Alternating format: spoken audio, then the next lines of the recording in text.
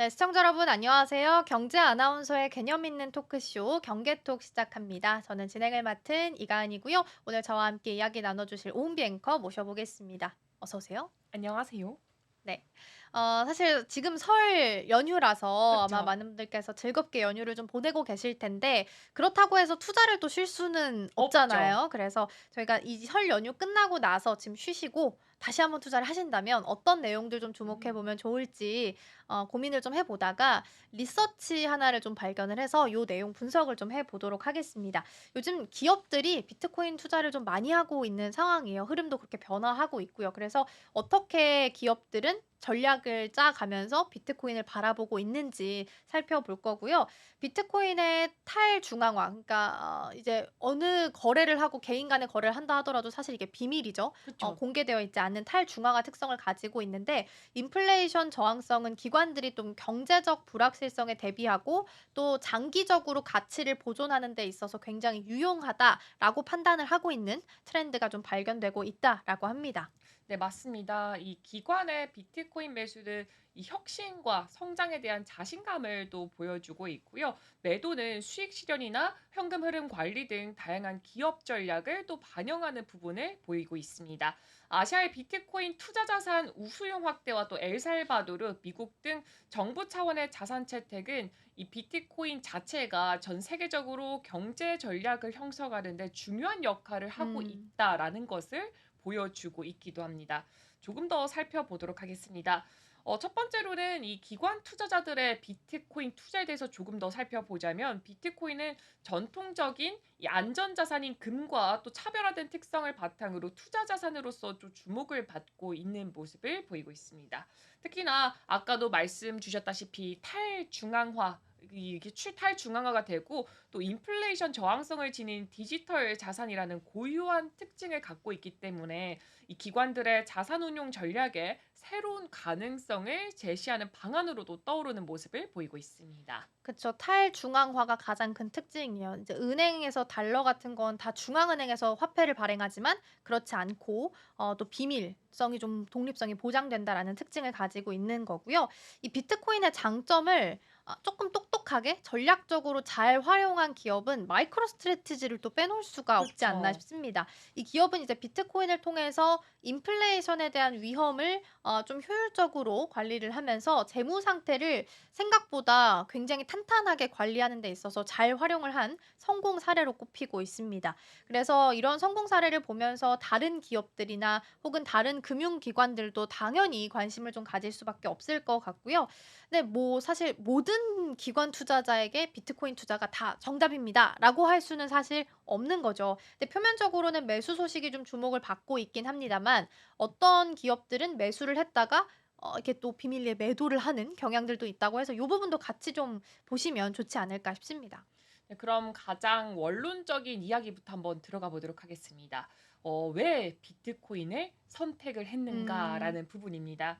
일단 기관 투자자들은 전통적으로 채권이라든가 금 혹은 뭐 외화 등 투자 자산으로 활용을 해서 리스크를 해지하고 경제적 불확실성 속에서 자산 가치 그 자체를 좀 보존해 오는 흐름을 음. 보여줬습니다. 이런 상황에서 비트코인 같은 경우에는 전략적 투자 자산으로 또 새롭게 부상되고 있습니다. 비트코인 같은 경우에는 전통 자산과 차별화되는 특징을 몇 가지 갖추고 있는데요. 일단 채권이라던가 금과 달리 인플레이션에 대해서 저항력이 어느 정도 강하게 형성되어 있고요. 수익성도 굉장히 음. 높은 편이죠. 네 맞아요. 굉장히 높은 편이고 특히나 총 발행량이 2,100만 개로 딱 제한이 되어 있기 때문에 희소성까지 보장이 된다라는 점에서 이 장기적 가치 보존 수단으로서 굉장히 매력적인 부분으로 부각되고 있습니다. 네. 앞서서 이제 은비 앵커가 그 인플레이션 해지 수단에 대해서 이야기를 해 줬는데 실제로 관련한 연구도 있었대요. "비트코인은 인플레이션 해지 수단인가?"라는 제목의 연구가 있었고 2024 년에 발표가 나왔었는데 그 내용을 좀 살펴보면 지난 10년 동안 CPI 그리고 개인 소비 지출 PCE 지표 이걸 분석을 했는데 생각보다 이 상관관계 유의미한 결과가 좀 나왔다고 해서 보겠습니다. 해당 연구에 따르면 인플레이션 상승 압력이 발생한 직후에는 비트코인의 수익률이 상대적으로 좀 높아졌다라는 결론으로 도달을 했다라고 하는데요. 그렇게 본다면 당연히 비트코인이 인플레이션이 걱정됐을 때 해지 수단으로 활용할 수 있다라는 의미로 해석을 좀 할 수 있겠습니다. 근데 이런 효과는 물가 지표가 다양하죠. 뭐 CPI도 있고 PPI도 있고 PCE도 있고 등등 여러 가지가 있을 텐데 그 지표마다 상관관계는 조금씩 다르게 나타난 것으로 보입니다. 특히나 CPI 변동이 나타날 때 이 수익률이나 뭐 혹은 마이너스 나는 게 있어서 좀 크게 두드러지게 나타났다라고 하고요. 기관 투자가들의 본격적인 참여 이전에 그러니까 비트코인 완전 초기 단계일 때 이 연관성이 더 굳건하게 나타난 것으로 알려져 있습니다. 그래서 비트코인의 인플레이션 해지 효과가 시장 상황에 따라서 혹은 CPI 같은 경제 지표에 따라서 많이 달라질 수도 있다라는 부분도 함께 보셔야 될 것 같고요. 그리고 이제 초기에 좀 더 효과가 있었다라고 한다면 다시 말해서 이 제도권 도입이 좀 더 확실해지고 재정적으로나 혹은 정책적으로 지원이 좀 많아질수록 오히려 그 효과는 조금 더 약해질 수 있다라는 부분으로 해석을 하면 맞지 않을까 싶습니다. 네, 그리고 이어서 비트코인의 수익성과 실용적 가치도 상관관계가 굉장히 또 높은 편에 속한다고 합니다. 2024년 작년을 살펴봤을 때 비트코인 연초 대비했을 때는 약 147% 음. 정도의 수익률을 기록을 했습니다. 지금 이게 차트거든요. 147%라는 수익률 어마어마합니다. 근데 이거 같은 기간 28.39% 상승했던 금이라던가 26.85% 상승했던 S&P 500보다 훨씬 더 앞서가는 성과를 그렇죠. 보여주는 결과입니다. 근데 기업의 투자 자산으로서 비트코인의 가치는 단순하게 이 수익률 자체를 넘어서는 모습을 보여주고 있는데 이 대표적인 기업의 투자 자산인 채권 같은 경우에는 거래 시간 자체가 제한적이고요. 매매에 굉장히 복잡한 절차가 필요하게 됩니다. 음. 그래서 금리 변동이나 시장 충격에 즉각적으로 대응하기는 꽤나 좀 어렵다라고 판단이 되고 있고요. 반면에 비트코인 같은 경우에는 국경과 시간대 절대 구애를 받지 않고 또 글로벌 유동성을 제공을 하고 있습니다. 또한 여기 가장 큰 장점이죠. 24시간 내내 실시간 거래까지 음. 가능합니다. 특히나 어떤 국가에서든 신속하게 현금화가 가장 가능한 이제 높은 유동성 같은 경우에는 기존 금융 자산과 차별화되는 강점으로 또 꼽히고 있습니다. 그래서 이런 특성들 같은 경우에는 기관 투자자들 입장에서 시장 상황에 따라서 효율적인 자산 관리, 더불어서 위험에 또 음. 즉각적인 대응까지 되니까 아무래도 뭐 채권이라던가 금과 같이 좀 기다려야 되는 것보다는 훨씬 더 투자자들 맞아요. 입장에서는 더 나은 수단이 될 수밖에 없다라고 판단이 되고 있습니다. 그쵸. 그래서 뭐 어떤 뭐 해지가 뭐 의도 수단이었던 혹은 그냥 진짜 투자를 하려고 했던 어떤 의도였던 간에 기관들 입장에서는 포트폴리오를 구성하는 데 있어서 이제 비트코인이 어쨌든 간 더 중요한 역할이 점점 시간이 흐를수록 될 수 있다라는 거고요. 최근에는 이제 비트코인의 영향력도 꽤나 지금 높아진 상황입니다. 지금 나스닥 상장 기업이 3,300개 정도 넘어갈 정도인데 전 세계에 상장한 기업은 더 많죠. 3,300 그쵸. 개보다도. 근데 이제 우수한 펀더멘털만으로는 "우리 기업 너무 좋아요."라고 홍보하는 것만으로는 사실 그쵸. 투자자들의 관심을 얻기는 워낙 많은 음. 기업들이 있기 때문에 사실 쉽지는 않은 것 같아요. 근데 기업들은 이제 시장에서 주목을 받기 위해서 대규모 마케팅을 좀 해야 되는데 그에 대해 비해서 좀 상대적으로 비트코인은 이에 대한 좀 '비용에 있어서는 조금 덜 들어가지 않나?'라는 생각도 좀 음. 들긴 하거든요. 네, 그리고 비트코인 같은 경우에 이런 시장 환경을 살펴봤을 때 부수적으로 홍보 효과까지 함께 창출하는 모습을 또 보여주고 있습니다. 현재 비트코인을 보유한 상장 기업이 굉장히 소수에 불과한 음. 상황이거든요. 근데 투자 포트폴리오 다각화를 위해서 이 비트코인을 매수했다 이것을 발표하기만 하더라도 미디어 노출이 굉장히 잘 되고 있습니다. 방금 전에도 우리가 좀 얘기를 잠깐 나눴던 게 음. 마이크로 맞아요, 스트래티지였잖아요. 맞아요. 그런 기업들만 보더라도 비트코인 비중량을 조금 더 늘렸다 하면은 그날의 헤드라인 뉴스가 될 만큼 이것도 하나의 홍보 음. 마케팅 수단이 되고 있습니다. 그쵸. 그래서 이렇게 미디어 노출 같은 경우에는 기업에게 또 다양하게 긍정적인 효과까지 함께 불러일으키고 있는데 이 기관의 브랜드 가치를 높이고요. 또 개인 투자자들의 관심을 유도했을 뿐만 아니라 여기에 더불어서 해당 기업이 굉장히 좀 뭔가 혁신적이고 음. 뭔가 미래지향적인 조직이다라는 인식까지 강화되고 있습니다.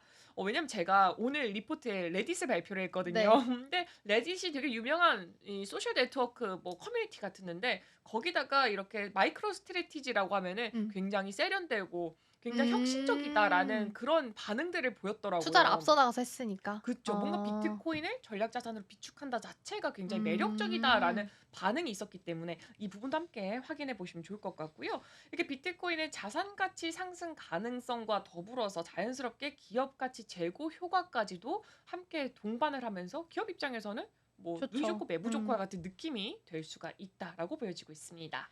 그러니까 뭐 한마디로 정리를 하자면 기업들이 워낙 많이 있고 그리고 상장한 기업도 워낙 많이 있어서 투자자들한테 관심을 받으려면 픽을 당하려면 사실 마케팅을 굉장히 열심히 해야 되고 비용 투자를 많이 해야 되는데 오히려 비트코인에 투자하는 기업들이 흔치 않다 보니까 그쵸. 비트코인을 하나의 마케팅 수단으로 이용하면서 비용도 줄이고 자산도 늘릴 수 있는 기회로 활용하고 있다라고 보시면 될 것 같습니다.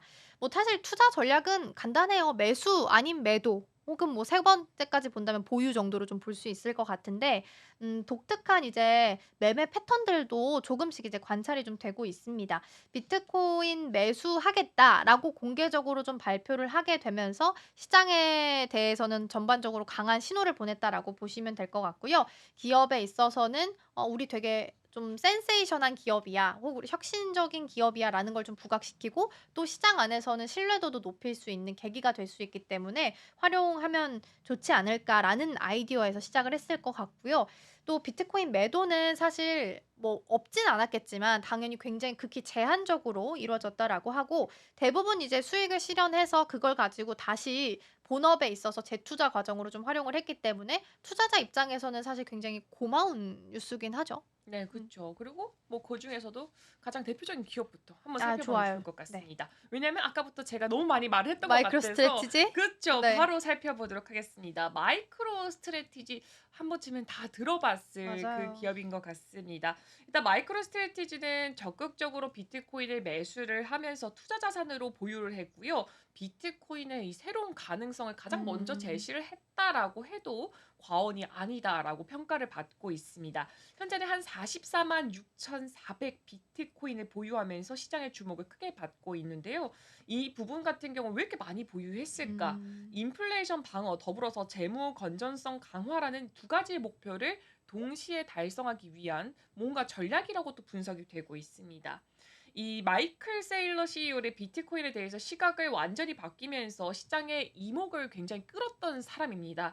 초기 회의론자에서 열렬한 지지자로 변환을 음. 했어요. 원래는 되게 싫어했어요. 근데 그가 이제 말을 하기를 인플레이션에 취약한 현금이라던가 저금리 채권이라던가 고평가된 기술 투자 같은 경우에는 지양을 해야 음. 된다라고 말을 했고요. 현 시장 상황에서 기업 잉여 자금의 최적 운용 방안으로 자사주 매입과 더불어서 비트코인만 이렇게 제시를 음. 했습니다. 무제한 양적 완화 시대를 대비한 100년 대계로 비트코인을 선택한 바 이렇게 음. 풀이가 되고 있습니다. 뭐 사실 마이크로 스트래티지가 이렇게 처음에 투자를 결정했을 때는 쉽진 않았을 거예요. 뭐 엄청나게 뭐가 그 근본적인 조사들이 나온 건 아니었으니까 그쵸. 쉽지는 않았을 텐데 사실 초기에 우려를 많이 받았지만 그에 비해서 지금 굉장히 성공적인 사례로 인정을 좀 받고 있고요. 이게 아시아 시장에도 파급력이 꽤나 있었다라고 합니다. 그래서 보면 보야 인터랙티브 이런 기업이 있는데 이 기업이 보유하고 있었던 이더리움을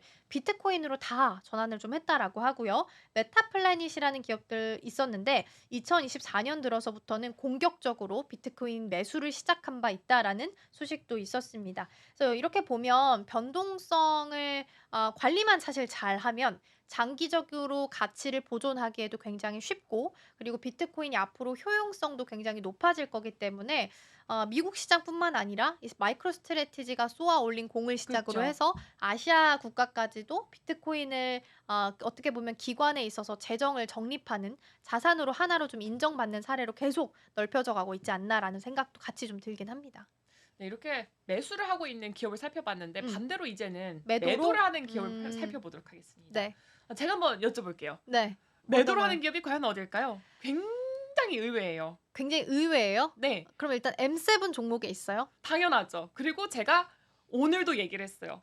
전 사적으로. 근데 전 뭔지 알 것 같아요 그럼. 어떻게 아시죠? 사적으로 우리가 이야기를 나눴던 기업은 테슬라였잖아요. 네, 정답입니다. 정말 의외죠. 바로 테슬라가 의외로 비트코인을 매도한 그러네요. 기업으로 의외네요. 꼽혀지고 있습니다.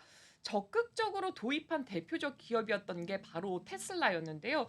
대표적인 매도 사례를 함께 보여주고 있습니다. 정말 이 동전의 양면 양면이에요. 같은 그런 모습을 보여주고 있죠.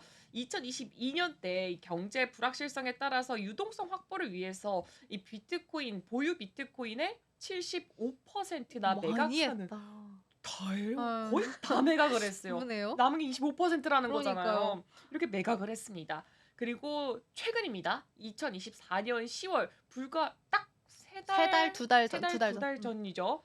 이때 7억 6천만 달러의 규모의 비트코인을 미확인 월렛으로 이전하면서 추가 매도 가능성까지 시사한 바가 지금 좀 있습니다. 많이 배가 아프겠는데요? 지금 배가 너무 아픈데 그래도 괜찮아요. 왠 줄 아세요? 왜요, 왜요? 테슬라가 올라갔잖아요. 아 그냥 본업으로서? 그래서 예. 우리는 본업으로 승부를 보겠다. 어. 왜냐면 지금 사실 뭐 코인과 테슬라의 주가를 보면 반대로 움직였거든요. 음. 테슬라는 상승을 했죠. 트럼프 취임식이 다가왔으니까. 하지만 비트코인은 트럼프 코인이 나오면서 쪼끔 내려왔죠. 이렇게 응. 됐죠. 그래서 이 테슬라 같은 경우에 비트코인 투자를 텍사스 오스틴과 베를린 신규 공장 건설 같이 이렇게 사업 확장에 전략적으로 또 활용하는 모습을 보여주기도 했는데 이 재무 책임자죠. 제커리 커크호는 이 비트코인 투자가 대규모 자본이 필요한 프로젝트 수행했을 때 유동성과 수익성을 동시에 확보할 수 있는 유용한 금융 수단이었다라고 설명했습니다. 그러니까 한마디로 봤을 때 돈이 필요해서 그냥 비트코인 매도를 음. 한 거더라고요. 그래서 테슬라도 의외지만 네. 또 다른 사례로 제가 가져온 건 메이투였습니다. 알죠. 알죠? 알죠. 그 예쁘게 나오는 사진 네. 편집도 할 수 있지 않나요? 사진 편집도 되고 되게 예쁘게 나와요. 제가 눈이 이만하고 턱을 이렇게 해서 사진 찍으면 이게 꼭 제 얼굴이 됐으면 좋겠더라고요. 아 그 필터라고 하죠. 그래서 그죠. 필터죠. 필터 있는 어쨌든 어플리케이션입니다. 네 메이투인데 비트코인 10만 달러에 도달했을 때 메이투는 오히려 수익을 실현하는 데 있어서 매도를 좀 음. 나섰다라고 합니다. 테슬라가 뭐 전략적으로 매도를 나섰다라고 하면 메이투의 결정은 '아 이거 고점이다.' 라고 음. 판단을 하고 매도를 한 것 같은데 '정확한 판단이지 않았나.'라는 생각도 좀 들긴 그쵸. 합니다. 그래서 메이투는 주력 사업 부진이 있었기 때문에 지금 재무 건전성을 조금 더 강화시키기 위해서 돈이 필요하니까 '그럼 지금 가지고 있는 비트코인 지금 고점일 것 같네.' 하고 그냥 그쵸. 팔고 여기에 좀 충전을 했다라고 보시면 될 것 같아요. 그래서 이런 정보 공개는 사실 기관이 매도하는 데 있어서 시장 불확실성을 좀 줄이는 데 기여를 했죠. 예를 들어 "매도를 한다."라고 이야기만 하면 왜 매도하는지를 모르니까 그죠. 불안할 수 있는데 메이투는 "아 우리가 지금 돈이 없어서 이거 좀 보충하기 위해서 지금 매도하는 거예요."라고 설명을 하니까 '아 그럼 코인 시장이 문제가 있는 건 아니구나.'라고 판단을 음. 할 수 있는 긍정적인 계기가 됐다라는 거고요. 당연히 뭐 기관들 입장에서는 뭐 필요에 의해서 매도가 당연히 나타날 수밖에 없다라고 볼 수 있을 것 같고 시장 고점에서 보통 수익을 실현하거나 혹은 재투자를 좀 하기 위해서 매도를 좀 결정하지 않나라고 좀 보시면 될 것 같습니다. 그리고 이런 매도 형태를 조금 더 살펴봤을 때 이 기관 투자자들의 비트코인 매도가 이 장기적으로 재무 계획에 따른 것인지 혹은 단기적으로 현금 흐름 개선을 위한 것인지 이 판단하는 중요한 기준이 또 되기도 하고 있습니다. 테슬라 같은 경우에는 이 두 공장 건설에 투자한 결과 연간 생산 능력이 200만 대까지 또 음. 증가를 하기도 했고요. 주가에도 또 긍정적인 영향을 미치는 모습을 또 보여주기도 했습니다. 그러나 수익 실현 자금을 본원적 비즈니스 모델 강화가 아니라 단순하게 이 주주 환원에 활용을 하게 된다면은 이게 또 장기 투자 자산으로서 비트코인의 미래 가치 상승 기회를 또 놓치게 되는 음. 부분이 될 수도 있고요. 이 보유에 따른 이점이 조금 더 감소. 감소가 될 수가 있습니다. 그래서 제가 또 하나 더 준비를 했습니다. 이번에는 아시아 기관 중 하나인 메타플래닛을 또 얘기를 해보려고 합니다. 비트코인으로 되살아났던 기업이다라고 꼽히는 음. 대표적인 기업이 살려준 거네요, 그쵸, 비트코인이. 그쵸. 이 메타플래닛이라는 기업인데요. 사실 의외로 아시아에서 가장 적극적으로 비트코인을 도입한 기업의 선두주자라고 음. 또 꼽히고 있습니다. 아시아의 마이크로 스트래티죠. 아시아 버전이에요? 네, 아시아 VER입니다. 네. 이렇게 별칭에 맞게 2024년에만 1018 비트코인을 매수하면서 이 장기 투자에 대한 되게 확고한 의지를 보여주는 하나의 또 음. 계기가 됐었고요. 이 메타플라닛 같은 경우에는 좀비 기업의 성공적인 탈바꿈 사례로서 또 음. 꼽히고 있습니다. 좀비 기업이 뭔가라고 봤을 때 영업을 유지하고 부채 상환이 가능한 수준의 수익만 딱 창출을 하고 있고요. 성장을 위한 추가 자본이 부족한 기업. 한마디로 진짜 이렇게만 되고 있는 게 이제 운영만 되는 그쵸. 간신히? 이게 좀비 기업이죠, 한마디로. 이런 좀비 기업이었는데 예. 이렇게 풍부한 현금을 보유하고 있는데도 시장의 관심을 많이 못 받고 있던 상황이었어요. 음. 근데 마이크로스트래티지의 이 전략을 벤치마킹을 해서 오. 성공적으로 좀 전환을 했던 사례라고 또 꼽혀지고 있습니다. 비트코인을 통해서 죽어갈 뻔했던 기업이 다시 그쵸. 살아난 좀비에서 휴먼이 됐죠. 휴먼이 된 사례라고 보시면 될 네. 것 같고, 그래서 메타플래닛 같은 경우에는 비트코인 투자를 넘어서서 이제 새로운 사업 영역으로 좀 확장을 할 거다라고 밝혔다라고 하고요. 비트코인 매입 전략과 함께 풋옵션 매도를 통해서 수익 창출 방안에 대한 이야기도 같이 제시를 했다라고 합니다. 이렇게 본다면 이제 뭐 단순하게 자산을 보유하는 의미를 넘어서서 이제는 적극적으로 이제 수익화할 수 있는 모델 중에 하나가 좀 되고 있지 않나라고 보시면 될 것 같고요. 근데 사실 모든 좀비 기업이 네. 비트코인을 산다고 해서, 그리고 매도를 한다고 해서 다 다시 휴먼이 될 수 있는 건 그쵸. 아니잖아요. 그래서 선제적으로 주식 시장을 좀 선점한 기업들이 성공할 수 있는, 어떻게 보면 차별화된 전략 중 하나이기 때문에 이게 너무 좋다, 그래서 다시 휴먼이 됐다 해서 네, 그쵸. 무분별하게 이렇게 따라가는 거는 또 좋지 않다라는 부분도, 리스크를 키울 수 있다라는 부분도 좀 염두를 해 두셔야 될 것 같고, 기업들이 가지고 있는 지금의 상황, 현금 보유, 그리고 지금 흘러가는 시장의 상황들 여러 가지를 좀 종합적으로 고려를 하고 신중하게 접근을 해야 된다라는 부분도 꼭 참고를 하셨으면 좋겠습니다. 네, 이렇게 어쨌거나 좀 정리를 해보자면은 비트코인 같은 경우에는 투자 자산이라는 것으로 또 진화가 되면서 기관 금융에 큰 변화가 일어나고 있는 것은 또 확실해 보입니다. 그쵸. 탈중앙화된 특성과 인플레이션 저항성 여기에 더불어서 뛰어난 유동성까지 이 자산 다각화와 더불어서 장기적 가치 보존을 위해서 굉장히 매력적인 선택지가 또 되고 있는 게 바로 이 비트코인입니다. 정부 차원에서도 비트코인의 잠재력을 함께 또 탐색하는 모습을 보여주기도 하는데요. 엘살바도르를 한번 예로 들자면은 유명하죠. 비트코인을 법정 화폐로 채택을 하면서 이 경제 성장과 금융 포용성 측면에서 비트코인의 역할을 좀 제대로 보여주는 사례라고 음. 들어볼 수가 있을 것 같습니다. 이 최근에 트럼프가 모든 미국인의 이익을 위한 영구적인 국가 자산으로 비트코인을 채택을 하겠다라는 음. 말을 하기도 했고요. 또 이런 움직임 같은 경우에는 비트코인이 기업뿐만 아니라 이 금융 시스템 현대화를 구축하는 이 정책 이반자들 입장에게도 좀 중요해지고 있다라는 것을 면밀히 보여주는 사례가 아닐까 싶습니다. 음. 일단 기업들은 보통 이제 시장 상승기에선 비트코인 매수, 매도 사실 모두 이익을 얻을 수밖에 없지 않았나라고 생각이 그쵸. 좀 들고, 가장 대표적인 국가로 이제 엘살바도르가 있었어요. 그래서 2년 전에는 2022년 기준입니다. 2022년 기준엔 60% 정도 손해를 봤었어요, 가격이 하락 떨어졌으니까. 네. 그래서 그때 당시에 5,600만 달러의 손실을 봤었거든요. 네. 근데 2024년 11월 12일, 그러니까 2년 만에 새로운 뉴스가 나온 건데 그때는 90% 수익이었어요. 그러니까 대박이 난 거죠. 근데 그때면 트럼프 당선거 그 즈음이죠. 대선 그쵸. 이후니까. 네. 그래서 그때 이제 그전부터 이미 가상화폐는 움직임을 좀 보이기 시작을 했으니까 그때부터 좀 올라오면서 수익을 봤다. 그래서 "비트코인 급등에 미소를 지을 수 있었다."라는 이야기도 있었다라고 합니다. 그래서 상승장에서는 매수를 하고 성장 잠재력에 대해서 평가를 좀 하다가 "이거 올 때 고점 좀 된 것 같다. 수익 실현해야 될 것 같다."라고 했을 때는 매도를 하고 또 그 돈으로 다시 재투자를 하게 되면서